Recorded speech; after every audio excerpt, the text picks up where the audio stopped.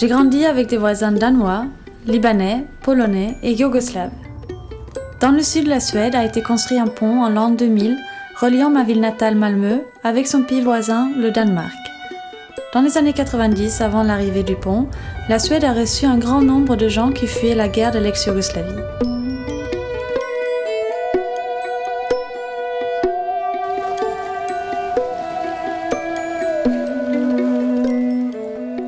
Je me mets en route pour la Bosnie-Herzégovine et je me souviens de 1993.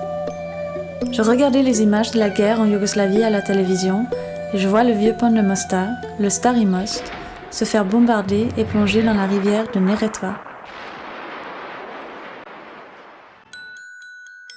Il y a plus de 50 ans, un tableau a permis à un peintre sans le sou de régler son compte à l'épicerie de mon grand-père. Le tableau représente le vieux pont de Mostar et depuis toujours, je rêve d'y aller.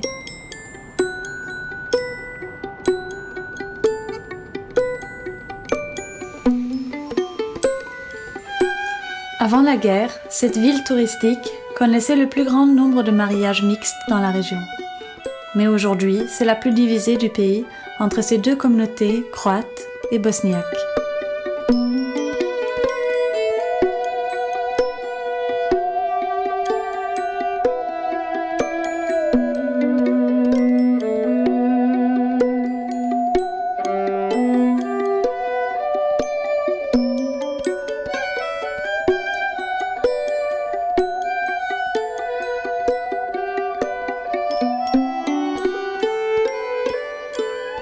This bridge for the people of Mostar was never some monument. We really made our first steps on the bridge. We really lived around the bridge. First kisses, first loves. During the entire existence of this bridge, the poets and you know, the painters admired it. It has so many pictures, so many paintings, so many tales. This bridge was something that was in our heart. It was really hard for all of us when in November of 1993 it was destroyed.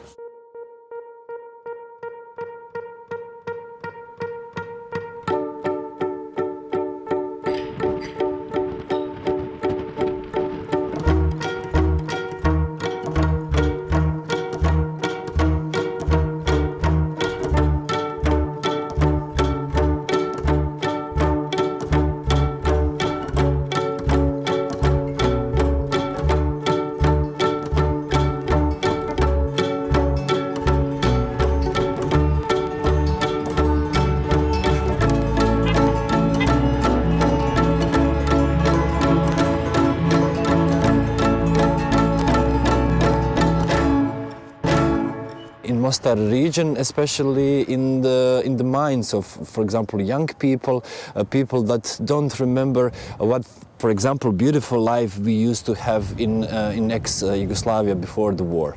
That time, Mostar was a really red-collar city. We really adored Tito and communism. We didn't know who was who.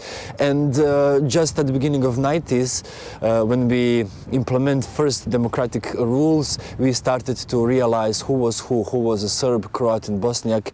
When the war started, like first 5 minutes of the air raid, my first thought was, well, that person up in the airplane is probably more scared than I am, you know, and I somehow never built up the, you know, blaming feeling for anybody. But the main thing that I saw in the war is innocent people suffering and being victims of that war. Elvire et Vernès travaillent pour le Nansen Dialogue Center, une ONG qui s'investit pour réinstaurer le dialogue entre les deux communautés croates et bosniaques. I want to stress that, especially in pre-election campaigns, three nationalistic parties used to manipulate, afraid our citizens with security reasons, with new wars, with new conflicts, with new fights, and they pretend to be the most powerful soldiers for protection of so-called vital national interests. And this is a kind of really weird circle, and I really don't know when we're going to get out of this circle. Yeah, but if people could understand each other better, then there would be much less reason for that fear.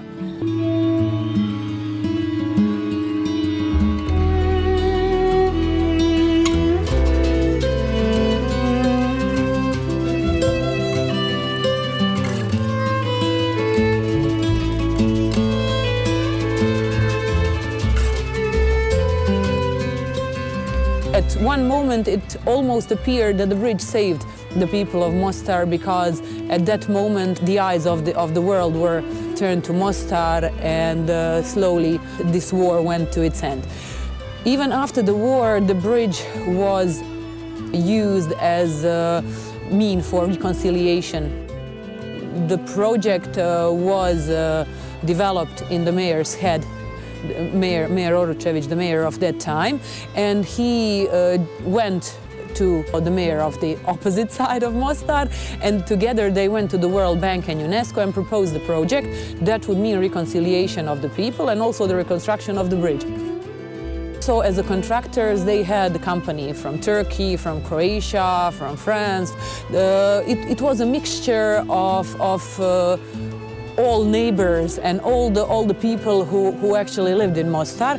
So in that manner, it a little bit put them to work together, you know, again. So just to show that it's possible, that we lived together for centuries and we should continue to live together also now.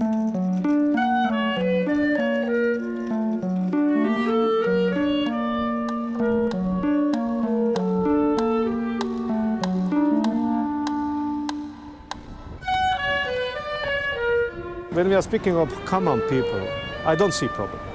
Sometimes in Bosnia and Herzegovina is a lot of problems who is coming out from Dayton Agreement, about constitution, about problems coming because everything was good for peace, but now to have peace here. But now we have to develop something new, something more, but we need time.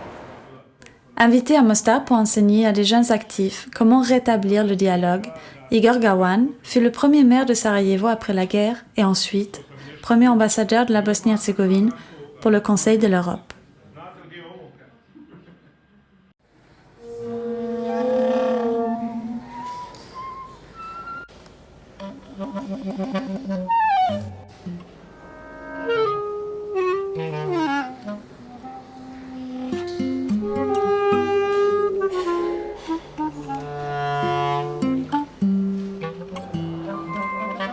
Basically, Summer University is a lot of political schools of Council of Europe.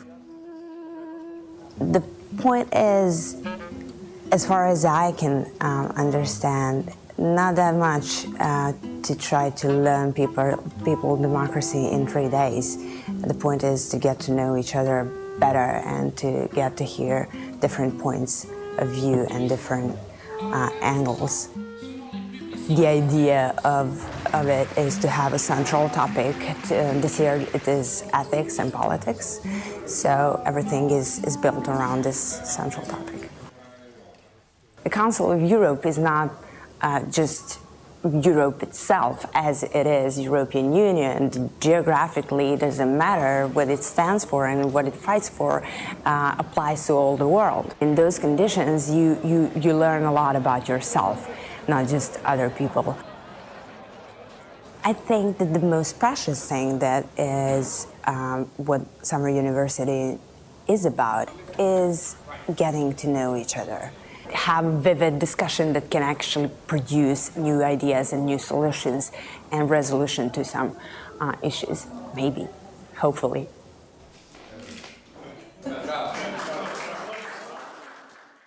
Prejudice exists from both sides.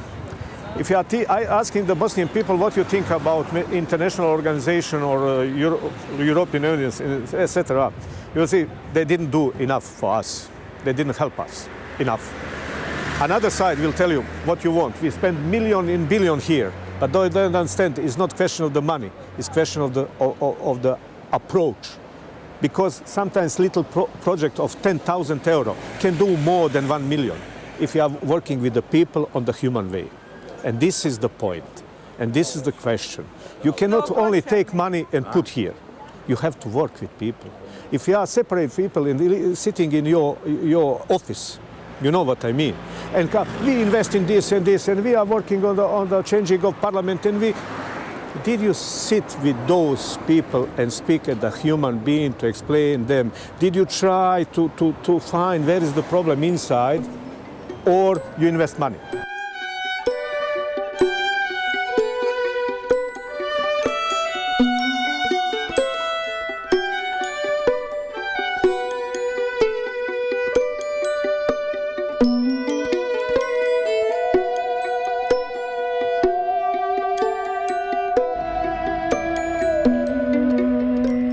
Every post-conflict situation is a long healing period. So if you look in the history and even today in the world, people remember, conflicts from ages ago. So sometimes, and they're transferred from generation to generation to generation, and it's very wrong to expect that, there was a war, now there will be some reconciliation process and everything will go away.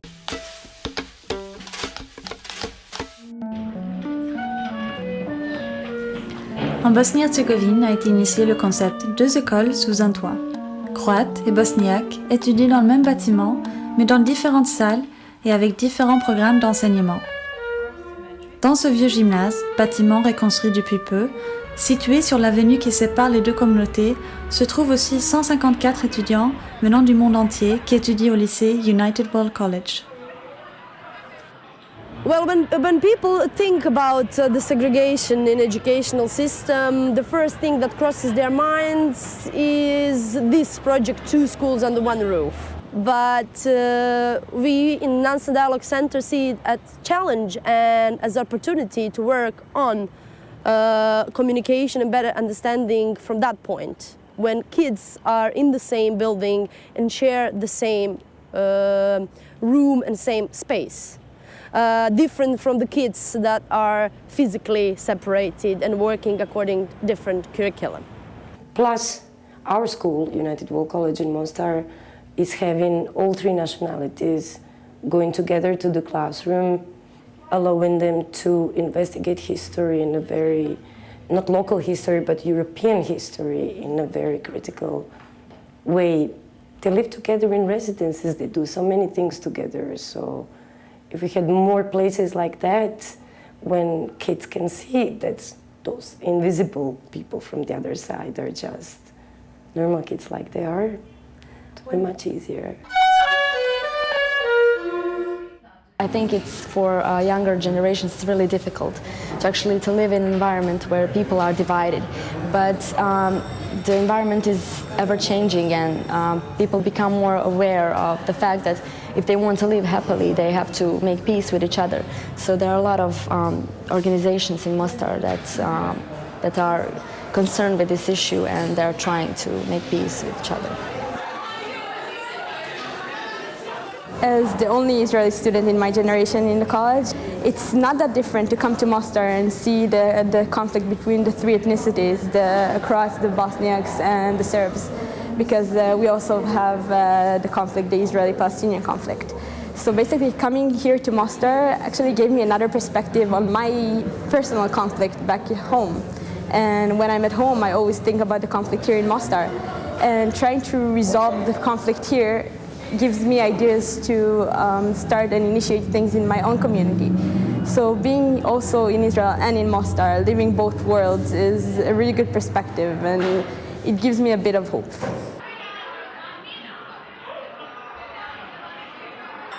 I would like to invite everyone to, let's say, accept other people, to not just look narrowly at things, just to widen their knowledge and to listen to other people and hear other opinions and create better and sustainable future. With this school, with people who are coming from Europe and integrating the country toward Europe, the ideas will be present in the future, and that's why I'm stating that Bosnia and Herzegovina is a country with opportunities which will be realized in a few years.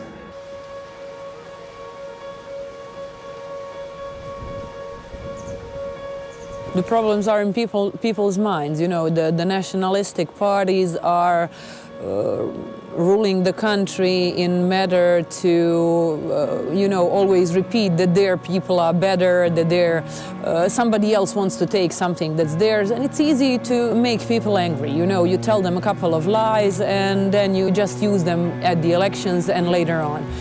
All of those people are just using it for their personal benefit and, you know, in order to steal more from this beautiful country, but I'm sure that something will change in time, and I hope that people would realize that we're all the same.